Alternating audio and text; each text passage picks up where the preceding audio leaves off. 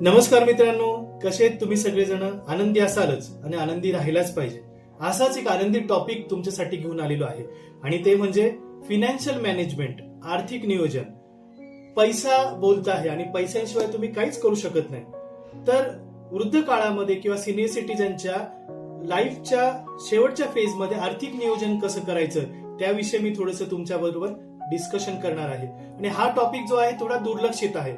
त्याचं कारण असं आहे, वाढत्या वयाप्रमाणे वाढत्या गरजा पण वाढतात आणि विशेष म्हणजे आरोग्याचे खूप सारे लक्षणं दिसायला लागतात.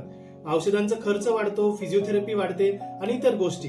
विशेष म्हणजे कुटुंबांना आर्थिक नियोजन करण्याची वेळ कधी येते, जेव्हा बेडरिडन होण्याची वेळ आपल्या पॅरेंट्सला येते त्यावेळेला. आपल्या कुटुंबांना अचानक अशा खर्चाला सामोरं जाणं फार अवघड होतं.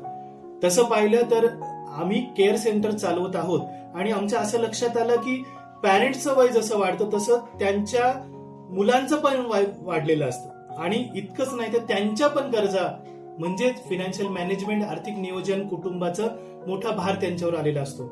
म्हणूनच हा एक छोटासा मुद्दा माझ्या समोर आला आणि तुमच्यासोबत बोलावंसं वाटलं की काय करायला पाहिजे अशा वेळेस. की सर्वप्रथम आपल्याला संभाव्य जो खर्च येणार आहे त्याचं भविष्यात येणारं नियोजन आपल्याला करायला पाहिजे.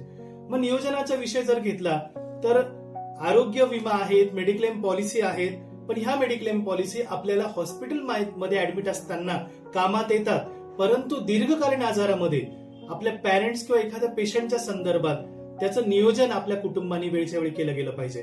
त्याच्यानंतर हॉस्पिटलमधून घरी आल्यानंतर नियोजन करणं थोडं अवघड होतं, तर तो पण विचार, ते फायनान्शियल मॅनेजमेंट आपल्याला करणं जास्त गरजेचं आहे. आणि सगळ्यात महत्वाचं की आपल्या प्रत्येकाच्या जबाबदाऱ्या प्रत्येक कुटुंब मेंबरनी त्या ओळखून घेतल्या पाहिजे.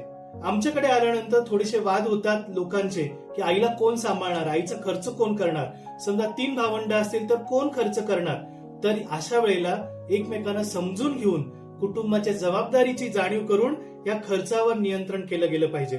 आणि यानंतर वाद टाळण्यासाठीच हा टॉपिक मी तुमच्या समोर घेऊन आलेलो आहे. कारण घरी जर तुम्हाला आई वडिलांना सांभाळायचं असेल तर तुम्हाला होम केअर सर्व्हिस कडनं मिळणारे केअर गिव्हर्स त्यांचा मोठा खर्च असतो आणि हे सगळं नियोजन करण्यासाठी तुम्हाला काय करावं लागेल, कशा पद्धतीने करावं लागेल, तर तुम्ही तुमच्या मित्र परिवाराचा सल्ला घेऊ शकतात.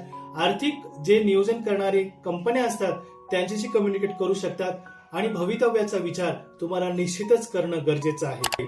आपल्या निरामय केअर सेंटरमध्ये आपण अशा खूप साऱ्या रुग्णांना सांभाळत असतो आणि त्यांची काळजी घेत असतो आणि आम्ही आमच्या त्या मित्र परिवाराला, नातेवाईकांना वेळच्या वेळी गाईडलाईन करत असतो की आपण कुठे थांबायचं आणि कुठे जायचं, मेडिकल इमर्जन्सीला आपल्याकडे फंड कसा रेज व्हायला पाहिजे, या सगळ्या गोष्टींचं आम्ही आपापसात डिस्कशन करत असतो. आणि त्याचमुळे आज हा चांगला टॉपिक मी तुमच्या सोबत घेऊन आलेलो आहे. तर निश्चितच हा जास्तीत जास्त लोकांपर्यंत पोहोचवा, कारण ही काळाची गरज आहे. काळाची अतिशय जास्त प्रमाणात गरज आहे. कारण मुलं परदेशात असतात किंवा त्यांच्या पण गरजा वाढत असतात. तर आर्थिक नियोजन कुटुंबाने जर केलं तर त्यांना निश्चितच आनंददायी जीवन जगता येईल. पुन्हा एकदा तुम्हा सगळ्यांना नमस्कार. माझ्या चॅनलला तुम्ही सबस्क्राईब करत आहात.